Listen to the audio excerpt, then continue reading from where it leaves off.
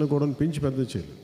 నేను గొడవ తగ్గించడానికి ఉంటాను, లేదంటే గొడవలు సామరస్యపూర్వకం తగ్గించి సమస్యకు పరిష్కారం వెతుకుతాను. అలాగే మొన్న అసలు ఇదంతా ఎందుకు స్టార్ట్ అయింది? పొల్యూషన్ అనేది పరిశ్రమ ఉన్న చుట్టుపక్కల పరిశ్రమల కాలుష్యం వల్ల మత్స్య సంపద ప్రధానమైన కంప్లైంట్ ఏంటి? మత్స్య సంపద నశించిపోతుంది. ఇదే కదా మన మేజర్ కంప్లైంట్. మా జీవనోపాధి కోల్పోతుంది. ఇది వాస్తవాలేంటి అవాస్తవాలేంటి అసలు ఎంత అనేది ఇప్పుడు కూర్చోబెట్టి ఇప్పుడు మనం ఒక ఇప్పుడు మనకు వ్యాధిని నిర్ధారించాలి అంటే, జబ్బుని చెప్పాలి అంటే టెస్టులు లేకుండా జబ్బుని చెప్పలేం. మీకు కొంతమందికి ఒక అనుభవం ఉంటుంది. మనకి ఇక్కడే తేడా ఉంది. ఏంటి తేడా అంటే అది ఓఎన్జీసీ వల్ల వచ్చిందా, లేదంటే ప్రకృతి పరంగానే. ఒకసారి సముద్రంలో కూడా ఎక్కడో పక్క దేశాల్లో ఉండే పొల్యూషన్ కూడా వచ్చి మన తీర ప్రాంతానికి చేరుతుందా కరెంట్స్ వల్ల? ఇవన్నీ తెలియదు. అందుకని మనం కూర్చోబెట్టి దాన్ని నిర్ధారించడానికి నేను డాక్టర్ జో కేడుక్కుడన్ అని మన ప్రిన్సిపల్స్, మన ప్రధానమైన శాస్త్రవేత్త, మన ఐకార్ అని ఉంటుంది, Indian council of agricultural research and central marine fisheries research institute, ఇది విశాఖపట్నం రీజనల్ డైరెక్టర్. సో వారిని నేను ప్రత్యేకించి పిలిపించాను. ఆయన పేరు మన కలెక్టర్ గారు సిఫార్సు చేశారు. ఆయన కూర్చోబెట్టి నేను ఏం చెప్పానంటే, సార్ మీ ఇన్స్టిట్యూట్ తాలూకు అసలు ముఖ్య ఉద్దేశం ఏంటి అంటే, వాళ్ళు ఏంటంటే మత్స్యం చేపల వృత్తి మీద ఆధారపడే మత్స్యకార కుటుంబాలని వారికి జీవన ప్రమాణాలను పెంచడం. అంటే వారికి ఏదైతే వేట ప్రధానమో ఆ వేట తాలూకు మత్స్య సంపదని ప్రప్రదంగా దాన్ని పెంచడం, వారి రక్షణకి ఇది. సో చెప్తా నేనేం చెప్పానంటే, ఆయన 100 చెప్పాను నాకు. దాంట్లో ఏం ప్రాక్టికల్ అంటే, ఆయన కొన్ని చెప్పింది ఏంటి అంటే, ఒకటి మనం చేయగలిగే ఉన్నాయి. ఒకటి ముందు తీర ప్రాంత రక్షణ కూడా కాకుండా మెయిన్ ఆయనకి ఇచ్చిన గోల్ ఏం చెప్పానంటే, సార్ ఎంత పొల్యూషన్ చెప్పండి ఫస్ట్. ఎందుకంటే మనం వెళ్ళి స్థానికంగా కొంతమంది ఉండి నాయకులు కూర్చోబెట్టు, లేదంటే నేను కూడా గబుక్కుని భావోద్వేగానికి లోనైపోయి కోపం వచ్చేసి ఒక పరిశ్రమలు అనేస్తే, ఒకవేళ అది నిజం కాకపోతే, ఒకవేళ ఇంకో కారణం అంటే మనందరినీ ఇంకేం చేస్తారో తెలియదు. నేను అబాస్ పాలు అయిపోతాను, మనకేమో స్టాండ్ ఉండదు. అందుకే నేనేం చెప్పాను, ఒక సైంటిఫిక్ పద్ధతిలో పెడదాం సార్, మీరు చూడండి అంటే ఆయన కూర్చోబెట్టి ఆయన చాలా కారణాలు చెప్పారు. అందుకని మేము ఒక 20 చోట్ల మేము శాంపిల్ తీసుకుంటాం. అవసరమైతే డీప్ డైవర్స్ ఉంటారు కొంతమంది మా సంస్థల్లో, మేము వాళ్ళని మా గర్భంలోకి పంపిస్తాం. వాళ్ళు చెప్తారు కొంచెం, మీరు కూడా వాళ్ళని మీ సహాయ సహకారం మీ పడవల్లో తీసుకెళ్ళి ఇక్కడ మాకు ఉంది ఇబ్బంది అని అంటే, వాళ్ళు లోపలికి పోయి ఆ లోపల వాళ్ళు ఏం చేస్తారంటే కూర్చోబెట్టి ఆ మట్టిని తీస్తారు. అసలు అక్కడేమైనా సముద్ర మట్టంలో గర్భంలో ఏదన్నా ఈ పారిశ్రామిక కాలుష్యం ఉందా, అసలు ఉంటే ఎంత ఉంది, అసలు లేదా, వీటన్నిటి మీద వాళ్ళు పరీక్షలు పెడతారు. దీని మీద అది చేసిన తర్వాత మనం నిర్ధారించాలి ఇది అసలు ఎంత ఉండాలి అనేది కొన్ని ప్రమాణాలు ఉన్నాయి.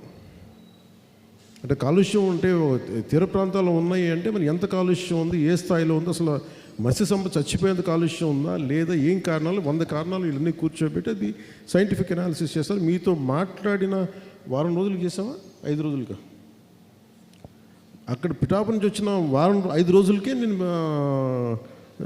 కరెక్ట్ 5 రోజుల తర్వాత జోగాన్ని పిలిపించి మాట్లాడితే ఆయన చెప్పారంటే, ముఖ్యంగా మేము ఆయన కేరళ వాస్తవ్యులు, మేము కేరళలో ఇలాంటివి చేస్తాం. మనకున్నది ఉప్పాడ కొత్తపల్లిలో 7,200 మంది ఫిషర్మెన్ ఇళ్ళు ఉన్నాయి, మన మత్స్యకారులకు సంబంధించి. దీని మీద 25,600 మంది వ్యక్తులు బతుకుతున్నారు. 7,200 కుటుంబాలు వాటిని ఆధారం చేసి ఇంతే కదా సార్, మన 25,000 మంది 25,600 మంది. దీనికి నేను ఏం చెప్పానంటే, ముందుగా చెప్పాలి, రెగ్యులర్గా అసలు వాతావరణంలో పర్యావరణంలో ఎంత కాలుష్యం ఉంది అది మీరు రెగ్యులర్ ఆడిట్ ఒకటి చేయాలి సార్. అది నేను ఫస్ట్ రాగానే అదొకటి తెలియజేశాను. తర్వాత సీ ర్యాంచింగ్ అని ఉంది. దాంట్లో మనం ఏం చేయాలి, సముద్రపు జీవాల చేపల్ని సముద్రంలోకి విడిచిపెట్టడం. సో దాంట్లో భాగంగా ఏం చేసాం, ఒక 50,000 మన పండుగ అప్పల్ని మనం చేసాం. అంటే మత్స్య సంపద తగ్గిపోయింది, మనం వదిలేం వాటిని. సో అలాగే ఈ ఆర్టిఫిషియల్ కోరల్ రీఫ్స్ అంటే ఏంటంటే, అక్కడ చేపలు ఉండటానికి మీకు తెలియదు ఏం, చేపలు ఉండడానికి అక్కడ ఇది పోయింది, వాటికి నివాసాలు లేవు. సో మేజర్గా ఒకటి సముద్రంలో కొంత పిల్లల్ని విడిచిపెట్టడం, సీ ర్యాంచింగ్ చేద్దాం. సీ ర్యాంచింగ్ చాలా ఉంటుంది. మనం మన గుర్రాలను మేకలను ఎలా పెంచుతాం అలాగే చేపలు కూడా పెంచాల్సిందని చెప్పి ఆయన కూర్చోబెడితే ఆయన సలహాతోటే 50,000 పండు కప్పల్ని మన విడుదల చేయడం జరిగింది. అలాగే ఆర్టిఫిషియల్ కోరల్ రీఫ్స్ పెట్టిన తర్వాత మనం ఆయన అన్నది ఏంటంటే మళ్ళీ వాటన్నిటికీ నివాసయోగ్యం ఉంటుంది. మళ్ళీ అక్కడ మనకి ఎవరైతే మన మీద ఆధారపడ్డారో వాళ్ళందరికీ అక్కడ వాళ్ళు అనుకున్న చోట దొరుకుతాయి. ఇది ఒకటి చేద్దాం అనేది. What is income sir? You said how much income per annum? ఈ ఆర్టిఫిషియల్ కోరల్ రీఫ్స్ ఇప్పుడు తమిళనాడుకి ఎందుకు వెళ్ళి ఏం నేర్చుకోవాలి అని అంటే, ఇప్పుడు మన దగ్గర మత్స్య సంపద లేదు, వెళ్ళిపోతుంది, అది నివాసయోగ్యం లేదు అక్కడ అనేది. ఆ నివాసయోగ్యానికి మనం ఏం చేయాలి? కొంత సిమెంట్ దిమ్మలు లాంటివి పెడతాం, ఇలా ముళ్ళలాగా ఉంటాయి, అంతేగా. కొన్ని సిమెంట్ స్ట్రక్చర్స్ లాంటివి మనం వదులుతాం కింద, వదలగానే వాటికి నాచు పట్టుకుంటే దానికి కావాల్సిన చేపను వదిలితే, ఇది నాకు ఎందుకు బాగా నేను ఏం చెప్పానంటే, ముందు మనకి సంపద పెరగాలి మనకి. సో 1500 చదరపు మీటర్లు విస్తీర్ణంలో 1 టన్ను సామర్థ్యం ఉన్న ఆర్టిఫిషియల్ రీఫ్ సముద్రం ఉంచడం, 300 రకాల సముద్ర జీవాలు, అందులో కనీసం 50 వాణిజ్య విలువలు కలిగిన చేపలు ఉంటాయి, అంటే మీరు అమ్ముకోగలిగే చేపలు. దీని ద్వారా ఆయన అనేది ఏంటంటే 2 ఏళ్ల కాలంలో కనీసం మీకు ఒక 2 కోట్ల ఆదాయం దొరికే సమర్థత దీనికి ఉంది. సో దీంట్లో మీరు గ్రూప్గా ఏర్పాటు చేసుకుంటారా లేదంటే, అలాగే ఇది మత్స్యకారు యువతకి. సో ఆడపడుచులకి ఏం చేసాం, ఇంట్లో వాళ్ళు కూర్చున్న వాళ్ళకి ఏం చేసాం అంటే మెరైన్ ఆల్గే కల్టివేషన్. ఇదేంటంటే పోషక విలువలు ఉంటాయి, ఔషధ విలువలు ఉంటాయి. అలాగే దీన్ని కాస్మెటిక్స్ కింద వాడతారు, లేదంటే ఫెర్టిలైజర్ల కింద వాడతారు, బయోఫ్యూల్స్ కింద వాడతారు, దీన్ని ప్రోటీన్ పౌడర్గా చేస్తారు. అలాగే జపాన్ వాళ్ళు తినే సూషి అనే దాంట్లో పెడతారు, సాలడ్స్లో వాడతారు, అలాగే కాస్మెటిక్స్లో కూడా మాట్లాడతారు, ఐ క్రీమ్స్. సో అందుకని ఈ సీవీడ్ని తయారు చేసేది ఆడపడుచులు కనుక తీసుకుంటే, అది యువత ఇలా చేస్తే ఆడపడుచులకి ఇది వాళ్ళు వెళ్ళలేరు కాబట్టి వాళ్ళకు కూడా ఇంట్లో దగ్గరలో ఉండే ఆదాయం చేసుకోవడానికి. అందుకే దాని స్టడీకి తమిళనాడుకి వెళ్ళి మీరు దీన్ని నేర్చుకుంటారు. పగడపు దిబ్బలా మీరు ఏమంటారు? పగడపు దిబ్బలు అంటారా?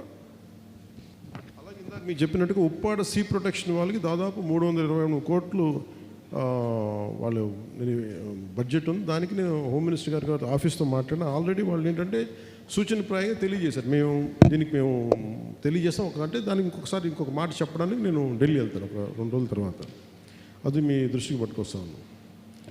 అలాగే మనకి ముఖ్యంగా మన మత్స్యకార గ్రామాల్లో ఏదైనా ఉంటే మీకు రోడ్లు కానీ, డ్రింకింగ్ వాటర్ కానీ, మోడల్ స్కూల్స్ కానీ ఏదైతే ఉన్నాయో దానికి కూడా నేను ముందుకు తీసుకెళ్తాను. మెయిన్గా ఉప్పాడ యువతకు మటుకు నేను ప్రత్యేకించి చెప్పిందంటే, మీరు ఏదైనా రిక్రూట్మెంట్స్ పోలీసుకి కానీ ఆర్మీకి కానీ వెళ్తానంటే నేను ప్రత్యేకంగా ట్రైనింగ్ ఏదైనా బాగుంటుందా అనేది నేను కలెక్టర్ గారితో మాట్లాడుతూ ఉన్నాను. అలాగే ఫిష్ ఫుడ్ ప్రాసెసింగ్ అని చెప్పారు. ఇంకొకటి, మీరు కేరళకి వెళ్ళేది, మీరు ఎర్నాకుళంకి వెళ్తే అక్కడ ఏంటంటే మీరు పచ్చళ్ళు పెడతారమ్మా మీరు చేపలతోటి. మీకేం సార్డైన్స్ అని అంటాం మన వీళ్ళు, టిండ్ ఫిష్ మనం వేస్తారు.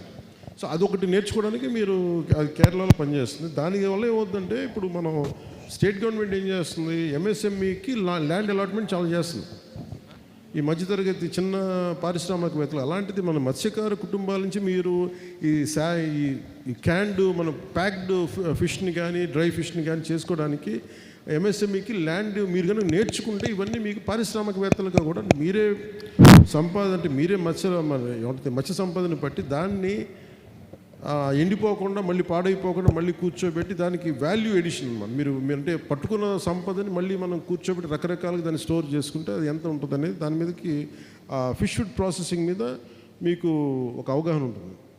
సార్ డైరెక్షన్స్ ప్రకారం మనం పిఠాపురం హైవే మీద మనం 2.5 ఎకరాల్లో ఒక బిల్డింగ్ కట్టేసి, ఒక 5 ఫ్లోర్ బిల్డింగ్, అది కన్స్ట్రక్టెడ్ ఏరియాలోనే ఎవరైనా ఎంఎస్ఎంఈ, కొందరు ఏదైనా బట్టలు కుట్టుకునే పెట్టుకోవచ్చు, కొందరు ఇందాక సార్ అన్నట్లు ఫిష్ తీసుకొచ్చి దాన్ని పిక్లింగ్. సో దానికి పెద్ద ఏరియా అవసరం ఉండదు, ఆల్రెడీ కట్టేసిన బిల్డింగ్ కావాలి, కొంత సెక్యూరిటీ ఉండాలి. రోజు అంటే చిన్న ఇండస్ట్రీ పెట్టుకునే వాళ్ళు ఒక వాచ్మెన్ని పెట్టుకోలేము కాబట్టి గవర్నమెంట్ వైపు నుంచే కరెంట్ అవన్నీ కట్టి ప్రతి కాన్స్టిట్యున్సీలో ఒకటి కడుతున్నాము. అలాగా మనం కాకినాడ జిల్లాలోనే అతి పెద్దది మనం పిఠాపురంలో ప్లాన్ చేసామన్నమాట. ఒక నిమిషం. అందులో సార్ డైరెక్షన్స్ ప్రకారం ఆ మొత్తం ఎన్ని స్క్వేర్ ఫీట్ కదా అన్ని స్క్వేర్ 50% కేవలం మత్స్యకారులకే దాన్ని అలాట్ చేసే విధంగా సార్ డైరెక్షన్స్ ఇచ్చున్నారు. ఆల్రెడీ దానికి సంబంధించి మనం ఫౌండేషన్ వేస్తాం sir. When ever next sir Pithapuram ఉన్నప్పుడు దానికి ఢిల్లీ నుంచి వచ్చిన తర్వాత పిఠాపురం వచ్చి దానికి ఫౌండేషన్ స్టోన్ వేస్తాం. ఎందుకంటే నేనేం కోరుకుంటున్నానంటే ముఖ్యంగా మన ఈ చిన్న వ్యాపారం చేసుకోవడానికి పారిశ్రామికవేత్తలు మత్స్యకారు కుటుంబాల నుంచి కూడా రావాలి. అది నా ప్రగాఢమైన వాంఛ. దానికి నేను మీకు అండగా ఉంటాను. సో అది అలాగే ఈ పొల్యూషన్ గురించి వీటి గురించి రెగ్యులర్ ఆడిట్ ఒకటి చేయడం. ఇవి కాకుండా ఒక జాబ్ మేళలు కానీ, రెగ్యులర్ హెల్త్ చెకప్స్ కానీ, కోస్టల్ టూరిజం, వీటన్నిటి మీద నేను ప్రత్యేకించి అక్కడ ఇంకొంచెం దాని మీద కూడా వర్క్ చేస్తాను. అది కూడా మీకు అక్కడికి వచ్చి మాట్లాడతాను. ఇంకోటి మనకి సినిమాలు చేసుకోవడం చాలా కన్వీనియంట్. దానివల్ల కూడా కొంత ఫిషర్మెన్ ఎట్లా వాడాలి అనేది ఒకటి ఉంది. అలాగే కోస్టల్ షెల్టర్ బెల్ట్ అని మన షెల్టర్ బెల్ట్ అని మనం గ్రేట్ అంటే మన ప్రాంతం అంతా రేపొద్దు మన తుఫాన్ వస్తే మనకి మీరు కూర్చుంటే చిన్నపాటి మొదటి లేయరు చెట్లు కనుక ఉంటే చాలా వరకు అది కాసేస్తాయి. మనం అది వదిలేసాం మనం ఈ మధ్యలో. దాన్ని ఎలా చేయాలి, ఒకసారి మీకు ఏది ఇబ్బంది ఉంటుంది, ఏది ఇబ్బంది ఉండకూడదు అంటే మీ అంటే ఇక్కడ చెట్లు నాటితే మాకు అప్రోచ్కి కష్టం అవుతుంటే అలాంటివన్నీ పరిగణలో తీసుకొని దాన్ని ఒక జాగ్రత్తగా చేద్దాం. దాన్ని ఒకటి ప్లాన్ చేస్తాం. అలాగే ఈ పారిశ్రామికవేత్తలతో కూర్చొని సిఎస్ఆర్ ఇనిషియేటివ్స్ ఉంటాయి. కార్పొరేట్ సోషల్ రెస్పాన్సిబిలిటీ వాళ్ళు కొంత చేస్తే అలాంటి మనకి ప్రత్యేకించి నీటి అవసరాలు కానీ వీటిని కూడా వాళ్ళతో స్కూల్స్ కానీ ఏదైనా సరే ఇన్ఫ్రాస్ట్రక్చర్ మనకి ఏదైనా కావాలంటే దాంతో కూడా మనం మాట్లాడతాం. ముఖ్యంగా స్మాల్ హెల్ప్ డ్వాక్రా గ్రూప్స్ తోటి ప్రత్యేకించి ఫిషరీ మన ఈ మత్స్య ఉత్పత్తుల్ని మనం ఎలాగ మనం స్టోర్ చేసుకుంటే పికిల్స్ కింద దానికి కూడా ట్రైనింగ్ ఎలా ఉంటుంది బాగుంటుందని ఒక అంటే ఇది మనం అమ్ముకోవడానికి కాదు, ఎక్స్పోర్ట్ చేసేలాగా. సో మన ఎంఎస్ఎంఈ మన 50% ల్యాండ్ చూసుకుంటే ఇవన్నీ మనం స్టార్ట్ చేస్తే దీన్ని ఒక సర్టన్ క్వాలిటీ కంట్రోల్ తోటి మనం ఆదాయం వచ్చేలాగా ఇవన్నీ ప్లాన్ చేస్తాం. సో మీరు కేరళను తమిళనాడు ఈ మీటింగ్ వెనక నేనేం ఆ రోజు చెప్పి మర్చిపోలేదు, నేను ఉన్నానని చెప్పడానికి మళ్ళీ అంటే ఆ భయం ఉంటుందేమో మీకు, వదిలేసాడు మళ్ళీ మమ్మల్ని. అట్లా ఏం వదలలేను కాదు. నేను 100 పనులు చేయాలి కాబట్టి అన్ని పనులను ఇక్కడి నుంచి కూర్చొని చేయాలి కాబట్టి చేస్తాం. మళ్ళీ వస్తాను. అన్నీ ఒక ప్రయత్నం చేస్తూ ఉన్నాం. అన్నీ బాగా జరుగుతాయి. పార్టీ పరంగా ఉండొచ్చు, ఇంకోటి ఉండొచ్చు. మనకి అంటే 1000 ఓట్లే ఎక్కువ వచ్చినాయి, మిగతా వాళ్ళు వేయలేదంటే నాకు ఏం లేదు. నాకు ఓట్లు వేసినా వేగిపోయినా మీరందరూ నా వాళ్ళు, నా సొంత కుటుంబం, నేను చేస్తాను.